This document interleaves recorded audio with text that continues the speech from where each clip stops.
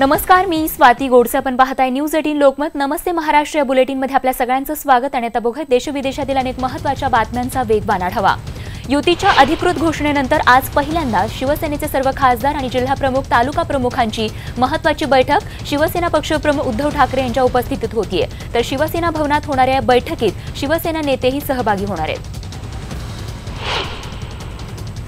समाजवादी पक्षाला आघाडीनं एक जागा द्यावी अशी मागणी अबू आझमी यांनी केली. ही मागणी मान्य न झाल्यास महाराष्ट्रात किमान 10 लोकसभेच्या जागा लढवणार असल्याची घोषणाही समाजवादी पक्षाने केली आहे. परळीमध्ये गोपीनाथ मुंडे प्रतिष्ठानच्या वतीनं सर्वधर्मीय सामूहिक विवाह सोहळ्याचं आयोजन करण्यात आलं. दुष्काळग्रस्त जोडप्यांच्या या विवाह सोहळ्याला मुख्यमंत्री देवेंद्र फडणवीसांसह अभिनेता अक्षय कुमारही उपस्थित होता. दुष्काळग्रस्त जोडप्यांना अक्षय कुमारने प्रत्येकी 1 लाखांची भेट दिली. तसंच हा अत्यंत चांगला उपक्रम पंकजा मुंडे यांनी सुरू केला असून हा वर्षातून 2दा घ्यावा असं देखील आवाहन अक्षय कुमार यांनी केलं आहे. यवतमाळ पाठोपाठ आता पुण्यात देखील काश्मीरी तरुणाला मारहाण झाल्याची धक्कादायक घटना घडली आहे. जिब्रान नझीर असं यात मारहाण करण्यात आलेल्या काश्मीरी तरुणाचं नाव आहे. येत्या 3 महिन्यांमध्ये मुंबईतील गर्दीच्या रेल्वे स्थानकावर दहशतवादी हल्ला होण्याची शक्यता आहे. भारतीय गुप्तचर विभागानं दिलेल्या इशाऱ्यानंतर मुंबईतील सर्वच रेल्वे स्थानकांवर सुरक्षेच्या दृष्टीने हाय अलर्ट जारी करण्यात आला आहे. युती झाल्यानंतर घटक पक्षांच्या नाराजीचं सत्र सुरूच आहे. महायुतीत आमचं स्थान काय, असा सवाल करत शिवसंग्रामचे नेते विनायक मेटे यांनी आपली नाराजी व्यक्त केली आहे. युती झाल्यानंतर हातकणंगले मतदारसंघ शिवसेनेकडे जाण्याच्या चर्चेनं कृषी राज्यमंत्री सदाभाऊ खोतही नाराज झालेत. हातकणंगले मतदारसंघातून सदाभाऊ लोकसभा निवडणूक लढवायला उत्सुक आहेत. मात्र भाजपनं आपल्याला कात्रजचा घाट दाखवल्याची भावना सदाभाऊंनी व्यक्त केली आहे. मुख्यमंत्री देवेंद्र फडणवीस यांनी नांदेडमध्ये राष्ट्रवादीचे नेते छगन भुजबळ आणि काँग्रेसचे प्रदेशाध्यक्ष अशोक चव्हाण यांच्यावर टीका केली आहे. किती बोलावं आणि कुणावर बोलावं असं म्हणत मुख्यमंत्र्यांनी छगन भुजबळांना धमकीवजा इशारा दिला आहे. राज ठाकरेंनी पुण्यामध्ये मनसेच्या विकास कामांचं भूमिपूजन केलं. यावेळी त्यांनी त्यांच्या येणाऱ्या सभांचे ट्रेलर्स दाखवले. तोफखाना तयार आहे, योग्य वेळी बोलणार असं राज म्हणाले. 99व्या अखिल भारतीय मराठी नाट्य संमेलनाला नागपूरमध्ये थाटात सुरुवात झाली. शिवाजी पुतळा, गांधी गेट ते रेशीमबाग मैदान असा या दिंडीचा या ठिकाणी प्रवास होता. तर महाराष्ट्राच्या लोककलेचं दर्शन या दिंडीमध्ये बघायला मिळालं. ठाण्यातील कोरम मॉलमध्ये बिबट्या शिरला होता आणि त्या बिबट्यावरून आता कोरम मॉलनं जाहिरात बनवली आहे. जंगलातही ठाऊक आहे की ठाण्यामधील मोस्ट हॅपनिंग जागा कोणती आहे, असं या जाहिरातीत म्हटलंय. आणि आता मुंबईकरांसाठी एक महत्त्वाची बातमी. पश्चिम रेल्वेवर आज रात्री 12:30 तर रविवारी म्हणजेच उद्या पहाटे 4 पर्यंत 3.5 तासांचा मेगा ब्लॉक घेण्यात येणार आहे. त्यामुळे काही लोकल गाड्यांच्या वेळापत्रकावर त्याचा परिणाम होऊ शकतो. तर उद्या मध्य रेल्वेवर माटुंगा ते मुलुंड धीम्या मार्गावर मेगा ब्लॉक असणार आहे. सकाळी 11:20 पासून दुपारी 3:50 हा ब्लॉक असेल. या काळात धीम्या मार्गावरील सर्व लोकल जलद मार्गावरून चालवल्या जातील. तर हार्बर रेल्वेवरही उद्या सीएसएमटी ते चुनाभट्टी वांद्रे डाऊन मार्गावर मेगा ब्लॉक असेल. त्यामुळे सीएसएमटीहून वांद्रेकडे जाणाऱ्या लोकल सेवेचे वेळापत्रक कोलमडणार आहे. अनुदानित अशासकीय शाळांमधील पूर्णवेळ शिक्षक आणि शिक्षकेतर कर्मचाऱ्यांना देखील 7वा वेतन आयोग अखेर लागू करण्यात आला. हा निर्णय शासनानं शुक्रवारी जाहीर केला. त्यामुळे राज्यातल्या लाखो शिक्षकांना आता याचा फायदा होणार आहे. मुंबईच्या उच्चभ्रू शिवाजी पार्कमध्ये एक धक्कादायक घटना घडली. एका बांगलादेशी कुरिअर बॉयनं 45 वर्षीय महिलेच्या चेहऱ्यावरती पेननं भोसकून तिला जखमी केलंय. सुजिता पेडणेकर असं या महिलेचं नाव आहे. कुरिअर बॉयला मराठीत बोलायला सांगितल्यानंतर हा वाद झाला. मुंबई पोर्ट ट्रस्टतर्फे शिवडीजवळच्या समुद्रात 100 हेक्टर क्षेत्रात भराव टाकून सेंट्रल पार्क उभारण्यात येणार आहे. देशातील वेगवेगळी संस्कृती दर्शवणारी उद्यानं इथे तयार करण्यात येणार आहेत. भायखळ्याच्या वीरमाता जिजाबाई भोसले उद्यान आणि प्राणी संग्रहालयाच्या आधुनिकीकरण आणि विस्तारीकरण प्रकल्पाला मंजुरी मिळाली आहे. त्यामुळे केंद्रीय प्राणी संग्रहालय प्राधिकरणानं ही अंतिम मंजुरी दिल्यामुळे आता विस्तारीकरणाच्या कामाला गती येणार आहे. नागपूर मेट्रो रेल्वेतर्फे प्रवाशांसाठी ऑफर देण्यात आली आहे. वेलकम ऑफर म्हणून मेट्रोतर्फे महिनाभर प्रवास स्वस्त दरात दिला जाणार आहे. अंबरनाथमधील काकडवाल गावाजवळ एका प्रवासी वाहतूक करणाऱ्या व्हॅनला भीषण अपघात झाला. या अपघातात 1 जण जागीच ठार झालाय तर 9 जण जखमी झाल्याचं कळतंय. अंबरनाथ तालुक्यातील मलंगड रोडवर हा अपघात झालाय. शिक्षणाच्या मूलभूत अधिकार आणि आरोग्य व्यवस्था या 2 प्रश्नांबाबत कल्याणमधील जागरूक नागरिकांनी शिक्षण आरोग्य अधिकार मंच स्थापन केला असून पालिका क्षेत्रातील नागरिकांना राईट टू फ्री एज्युकेशन आणि चांगल्या आरोग्य सुविधा मिळाव्यात या मागणीसाठी कल्याणकर नागरिकांनी पालिकेवर मोर्चा काढत धडक दिली. मुंबई पालिकेचा या आर्थिक वर्षाचा 30,692 कोटी 59 लाख रुपयांचा अर्थसंकल्प अलीकडे स्थायी समितीला सादर केला होता। ही बाब लक्षात घेत पालिका आयुक्तांनी नगरसेवकांना 450 कोटी रुपये विकास निधी म्हणून उपलब्ध करून दिलाय।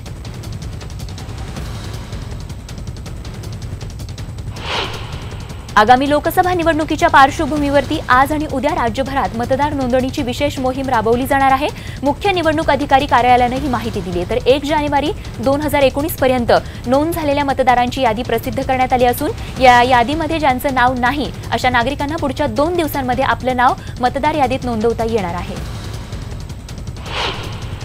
गेल्या 3 वर्षांपासून रखडलेल्या कल्याण बदलापूर महामार्गाच्या 6 पदरीकरणाचा मार्ग आता मोकळा झालाय। उल्हासनगर शहरातून जाणारा हा महामार्गाचं रुंदीकरण गेल्या 3 वर्षांपासून रखडलं होतं। अखेर न्यायालयानं कामकाजावरची स्थगिती उठवल्यामुळे आता लवकरच रस्त्याच्या कामाला सुरुवात होण्याची शक्यता आहे। पुलवामा हल्ल्यानंतर देशभर पाकिस्तान विरोधी लाट उसळली असून नवी मुंबईतील तवा हॉटेलच्या मालकानं आपल्या ग्राहकांसाठी एक अनोखी ऑफर ठेवली आहे। या हॉटेलमध्ये येणाऱ्या ग्राहकानं पाकिस्तान मुर्दाबादच्या घोषणा दिल्यास त्याला बिलातून चक्क 10% सूट दिली जाते। मेट्रोच्या कामामुळे घोडबंदर महामार्गावर होणारी वाहतूक कोंडी नित्याचीच बाब बनली आहे। या वाहतूक कोंडीचा फटका 12वीच्या परीक्षार्थींना देखील बसू लागला असून परीक्षा केंद्र गाठण्यासाठी विद्यार्थ्यांना 2 ते 2.5 तास आधीच घरातून बाहेर पडावं लागतंय। कल्याण डोंबिवली पालिका हद्दीतील दिव्यांगांच्या मालमत्तांना मालमत्ता करात सूट देण्याचा प्रस्ताव मंजूर करण्यात आलाय। अनेक दिव्यांग व्यक्ती दूरध्वनी केंद्रासारखे लहान व्यवसाय करतात, त्यामुळे त्यांना मालमत्ता करात सूट देण्याचा निर्णय घेण्यात आलाय। पश्चिम रेल्वेवरील मीरा रोड ते वैतरणापर्यंतच्या एकाही रेल्वे स्थानकावर पोलीस चौकी नसल्याचं दिसून आलंय। चौक्या नसल्यानं पोलीस बंदोबस्त ठेवता येत नसल्यानं गुन्हेगारीवर नियंत्रण ठेवणंही कठीण होऊ लागल्याचं पोलीस कर्मचाऱ्यांनी सांगितलंय। सायन पनवेल महामार्गावर अलीकडे मोठ्या प्रमाणात वाहतूक वाढली आहे। पुणे आणि गोव्याकडे जाणाऱ्या वाहनांची संख्या जास्त असल्यानं बेलापूर येथे वळण रस्त्याचा पर्याय तपासला जातोय। तर खारघर ते बेलापूर दरम्यानचा एक खाडी किनाराही रस्त्याचा प्रस्ताव सिडकोनं तयार केला आहे। मराठा क्रांती मोर्चा येत्या 26 तारखेपासून मुंबईतील आझाद मैदानात धरणे आंदोलन करणार आहे। मराठा समाजाला दिलेल्या आश्वासनांची पूर्तता झालेली नाही आणि त्याचमुळे आम्ही पुन्हा एकदा आंदोलन करतोय अशी माहिती रवींद्र काळे पाटलांनी दिली आहे।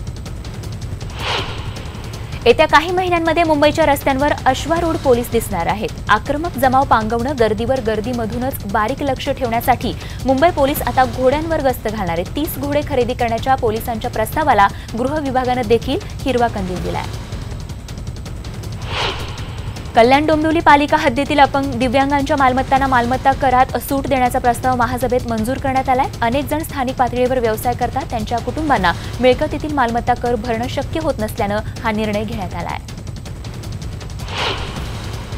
आता व्हॉट्सअॅपवर कुणी आक्षेपार्ह संदेश पाठवला तर दूरसंचार खात्याकडे त्याची तक्रार करता येणार आहे। दूरसंचार खात्याकडून याबाबत आदेश जारी करण्यात आले आहेत। मेलद्वारे ही तक्रार देण्याची सोय आता करण्यात आली आहे। राज्यातील कामगारांच्या मुलांसाठी स्पर्धा परीक्षा पूर्वतयारी प्रशिक्षण योजना सुरू करण्यात आली आहे। या योजनेअंतर्गत 10 विभागांमध्ये पहिल्याच टप्प्यात 43 प्रशिक्षण वर्ग सुरू करण्यात आले असून 1907 विद्यार्थी याचा लाभ घेत आहेत। तलाठी सवर्गातील रिक्त पदं भरण्यासाठी येत्या 2 ते 3 दिवसांमध्ये 1809 पदांची भरती प्रक्रिया सुरू होणार आहे। तसंच तलाठ्यांच्या प्रवास भत्त्यात वाढ करण्यासाठी राज्य शासन सकारात्मक आहे अशी माहिती महसूल मंत्री चंद्रकांत पाटील यांनी दिली आहे। येत्या 25 फेब्रुवारीला मुंबईमध्ये महाराष्ट्र पोलिसांचं साहित्य संमेलन आयोजित करण्यात आलं आहे। नेहमी हातात शस्त्र घेऊन असणाऱ्या पोलिसांकडून आता चक्क कविता, चारोळी, शौर्यगीतं आणि साहित्यावरील चर्चा ऐकू येणार आहे। आगामी लोकसभा निवडणुकीच्या पार्श्वभूमीवर आज आणि उद्या राज्यभरात मतदार नोंदणीची विशेष मोहीम राबवली जाणार आहे। मुख्य निवडणूक अधिकारी कार्यालयानं ही माहिती दिली आहे। देशांतर्गत हवाई प्रवास करताना सेवांबाबत प्रवाशांनी जानेवारी महिन्यात 917 तक्रारी केल्या आहेत। त्यापैकी 849 तक्रारींचं निरसन करण्यात आलं असून एअर इंडियाच्या 68 तक्रारी अद्याप प्रलंबित असल्याची माहिती नागरी विमान वाहतूक महासंचालनालयाने दिली आहे। एसटीमधून खासगी पार्सल किंवा कुरिअर स्वीकारून वाहतूक करणाऱ्या चालक आणि वाहकांवर आता निलंबनाची कारवाई करण्याचा निर्णय घेण्यात आलाय। कर्जत आपटा एसटीत सापडलेल्या आयईडी बॉम्बच्यामुळे महामंडळानं हा तातडीनं निर्णय जाहीर केला आहे। आता खाद्यपदार्थ विक्रेत्यांना 50 लिटरहून अधिक खाद्यतेल वापरल्यास त्याची नोंद ठेवावी लागणार आहे. दर दिवशी किती तेल वापरलं, कोणत्या पदार्थासाठी या तेलाचा वापर केला गेला याची माहिती न दिल्यास कारवाई करण्याचा देखील इशारा अन्न आणि औषध प्रशासनानं दिला आहे. आता बघत जगभरातील आणखीन काही महत्त्वाच्या बातम्या थोडक्यात. सीआरपीएफ जवानांच्या हल्ल्यापूर्वीच्या काही वेळेआधीचा व्हिडिओ आता समोर आलाय. सुखजिंदर सिंग असं जवानाचं नाव असून त्यानं हा व्हिडिओ आपल्या पत्नीला पाठवला होता. धक्कादायक बाब म्हणजे यानंतर काही वेळानंतरच या बसवर दहशतवाद्यांनी हल्ला केला. The national high speed rail corporation लिमिटेडच्या वतीनं मुंबई अहमदाबाद या देशातील पहिल्या बुलेट ट्रेनचं नाव आणि बोधचिन्ह सुचवण्यासाठी राष्ट्रीय पातळीवर स्पर्धेचं आयोजन करण्यात आलंय. ही बुलेट ट्रेन 2022 मध्ये सुरू होण्याची शक्यता आहे. यंदा आयपीएलच्या उद्घाटनाचा कार्यक्रम आयोजित न करण्याचा निर्णय बीसीसीआयच्या प्रशासक समितीनं घेतला. या समारंभासाठी वापरला जाणारा निधी पुलवामाच्या दहशतवादी हल्ल्यात शहीद झालेल्या जवानांच्या कुटुंबियांना देण्यात येणार आहे. H-1B व्हिसाच्या नियमांमध्ये बदल करण्याच्या प्रस्तावावर व्हाईट हाऊसकडून अंतिम निर्णय घेण्यात येणार आहे. या बदलांना मंजुरी मिळाल्यास व्हिसाधारक 90,000 IT कर्मचाऱ्यांच्या पत्नींचं वास्तव्य धोक्यात येण्याची शक्यता आहे. तर सध्या घाबरगुंडी उडालेल्या जैश ए मोहम्मदचं मुख्यालय पाकिस्ताननं ताब्यात घेतलंय. पुलवामा हल्ल्यानंतर 8 दिवसांनी पाकिस्तानला उपरती झाली आहे. पाकिस्तानच्या बहवालपूरमध्ये जैशचं कार्यालय आहे. तर नेहमी बंदूक आणि बॉम्बची भाषा करणाऱ्या पाकिस्तानी लष्कराच्या तोंडी आता शांततेची भाषा आली आहे. परस्पर सहकार्य हाच प्रगतीचा मार्ग असल्याच्या तत्वज्ञानाची आता पाकिस्तानला आठवण झाली आहे. उत्तर प्रदेश पोलिसांच्या दहशतवाद विरोधी पथकानं जैश ए मोहम्मदच्या 2 संशयित दहशतवाद्यांना देवबंदमधून अटक केली आहे. शहानवाज अहमद तेली आणि आकिब अहमद अशी या 2 संशयितांची नावं आहेत. दरम्यान उत्तर प्रदेशचे मुख्यमंत्री योगी आदित्यनाथ पुलवामा प्रश्नावर बोलत असताना भावूक झाल्याचं बघायला मिळालं. उत्तर प्रदेशच्या लखनौ इथे एका कार्यक्रमाचं आयोजन करण्यात आलं होतं. त्यावेळी ते अभियांत्रिकी विद्यार्थ्यांशी बोलत होते. पुलवामातल्या दहशतवादी हल्ल्यानंतर देशभरात काश्मीरी तरुणांवर जे हल्ले आणि मारहाण केली जाते त्याबाबत सर्वोच्च न्यायालयानं कडक पावलं उचलली आहेत. काश्मीरी मुलांवर होणाऱ्या हल्ल्याच्या पार्श्वभूमीवर सर्वोच्च न्यायालयानं सर्व राज्य सरकारांना नोटीस पाठवली आहे.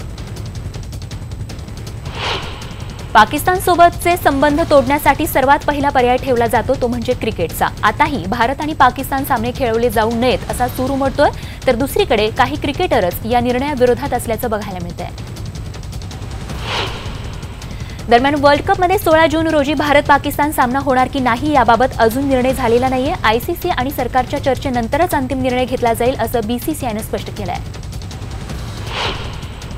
तर पुलवामा हल्ल्याच्या पार्श्वभूमीवर आयपीएलचा यंदाचा उद्घाटन सोहळा थाटामाटात आणि भव्य दिव्य होणार नाही अशी माहिती बीसीसीआय प्रशासकीय समितीचे अध्यक्ष विनोद राय यांनी दिली आहे. तर सामना रद्द करून पाकिस्तानला 2 गुण देणं मला अजिबात आवडणार नाही. तसं केल्यानं त्यांनाच फायदा होईल. पण हो, माझं प्राधान्य माझ्या देशाला आहे असं मत मास्टर ब्लास्टर सचिन तेंडुलकर यांनी व्यक्त केलं आहे. दरम्यान पाकिस्तानबरोबर क्रिकेट खेळायचं की नाही याचा निर्णय सरकारनं घेतला पाहिजे असं भारतीय क्रिकेट संघाचे माजी कर्णधार कपिल देव यांनी म्हटलं आहे. तर हरभजन सिंगनेही यावर प्रतिक्रिया व्यक्त केली आहे. पाकिस्तानसोबत वर्ल्ड कपमध्ये खेळण्याची गरज नाही. देशहित सर्वात महत्त्वाचे असं हरभजन सिंग म्हणाले. तर दुसरीकडे भारतीय फलंदाज VVS लक्ष्मण यांनीही आपलं मत मांडलंय. आपण आपल्या सुरक्षा दलाच्या पाठीशी ठामपणे उभं राहणं गरजेचं आहे. क्रिकेट हा माझ्या दृष्टीनं शेवटची गोष्ट आहे असं तो म्हणाला. दरम्यान भारताचा माजी कॅप्टन सौरव गांगुलीनेही भारत पाकिस्तान सामने हवेत की नकोत यावर प्रतिक्रिया दिली आहे. भारतानं केवळ क्रिकेट, हॉकी किंवा फुटबॉल खेळणं थांबून गप्प बसू नये तर पाकिस्तानसोबतचे सर्व संबंधच तोडून टाकावेत असं त्यांनी म्हटलंय. तर मोहम्मद अझरुद्दीन यांनी देखील यावर प्रतिक्रिया दिली आहे. आपण त्यांच्यासोबत कोणताच सामना खेळण्याची गरज नाही. वर्ल्ड कप देशापेक्षा मोठा नसल्याचं ते म्हणाले.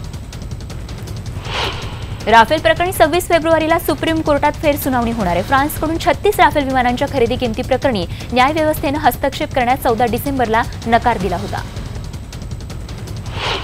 आयसीआयसीआय बँकेच्या माजी सीईओ चंदा कोचर यांना सीबीआयनं नोटीस पाठवली. व्हिडिओकॉन कंपनी आणि आयसीआयसीआय यांच्यातल्या वादाप्रकरणी कोचर यांना ही नोटीस धाडण्यात आली आहे. गेल्या काही दिवसांपासून गोव्याचे मुख्यमंत्री मनोहर पर्रीकर यांची प्रकृती खालावली आहे. तर कालही त्यांची प्रकृती खालावल्याची माहिती मिळाली होती. तर त्यांच्यावर उपचार झाल्यानंतर आता त्यांच्या प्रकृतीत सुधारणा झाल्याचं वृत्त हाती आलं आहे. आंध्र प्रदेशातील विजयवाडा इथे भरधाव जाणाऱ्या बसनं स्कूल बसला चिरडलं. या अपघातात बसमधील विद्यार्थी जखमी झाले. तर बसच्या धडकेत दुचाकी स्वारही जखमी झाल्याचं कळतंय. आता बघूयात जगभरातील आणखीन काही महत्त्वाच्या बातम्या थोडक्यात। मुंबई अहमदाबाद बुलेट ट्रेनचं टेंडर पुढच्या महिन्यात निघणार आहे। या टेंडरची पूर्वतयारी बुलेट ट्रेन प्राधिकरणाकडून युद्ध पातळीवर सुरू आहे, तर संपूर्ण मार्गावर वायाडक्ट उभारण्याचं हे कंत्राट असणार आहे। बुलेट ट्रेनच्या संपूर्ण मार्गाचं टेंडर एकाच कंपनीला दिलं जाणार आहे। फक्त भारतीय आणि जपानी कंपन्यांनाच यासाठी अर्ज करता येणार आहे। नॅशनल हाय स्पीड रेल कॉर्पोरेशनचे व्यवस्थापकीय संचालक अचल खरेंनी याची पुष्टीही केली आहे। पंतप्रधान नरेंद्र मोदींना सेऊल शांतता पुरस्कार प्रदान करण्यात आलाय। दक्षिण कोरियाच्या कल्चरल फाउंडेशनतर्फे हा पुरस्कार प्रदान करण्यात आला। मोदींना पुरस्कारासोबत 1,30,00,000ची रक्कमही देण्यात आली आहे। यापुढे जर एका रेल्वेला येण्यासाठी उशीर झाला आणि त्यामुळे पुढची ट्रेन चुकली तर त्या प्रवासाचे पैसे प्रवाशांना परत देण्यात येणार आहेत। मात्र दोन्ही तिकिटांचे PNR क्रमांक प्रवाशांना लिंक करावे लागणार आहेत। हिमाचल प्रदेशमध्ये तुफान बर्फवृष्टीमुळे तिथलं जनजीवन विस्कळीत झालंय, तर काही ठिकाणी हिमवर्षाव अतिप्रमाणात झाल्यामुळे तिथे घरातून बाहेर पडणंही नागरिकांना अवघड झालंय। आसाममध्ये देशी दारूमधून विषबाधा होऊन तब्बल 40 जणांचा मृत्यू झाला। यामध्ये 11 महिलांचाही समावेश आहे, तर सुमारे 60 लोक रुग्णालयामध्ये गंभीर अवस्थेत असल्याचं कळतंय। चेन्नईमध्ये तस्करांकडून 8,58,00,000 रुपये किमतीचे 24.8 किलो सोनं पकडण्यात आलं। यावेळी तस्करांकडून महागड्या इलेक्ट्रॉनिक वस्तूही हस्तगत करण्यात आल्यात। या प्रकरणी महसूल विभागानं 7 जणांना अटक केली आहे। काँग्रेस अध्यक्ष राहुल गांधींनी तिरुपती तिरुमला मंदिराला भेट दिली। यावेळी चाहत्यांनी एकच गर्दी केली होती। डोनाल्ड ट्रम्प यांनी पुन्हा सोशल मीडियावर आपलं हसं करून घेतलंय। मला अमेरिकेत 5G नाही तर 6G देखील हवंय असं ट्विट ट्रम्प महाशयांनी केलंय। पण गंमत अशी आहे की 6G तंत्रज्ञान अजून अस्तित्वातच आलेलं नाहीये, त्यामुळे ट्विटरवर ट्रम्प यांची जोरदार फिरकी घेतली जातीये।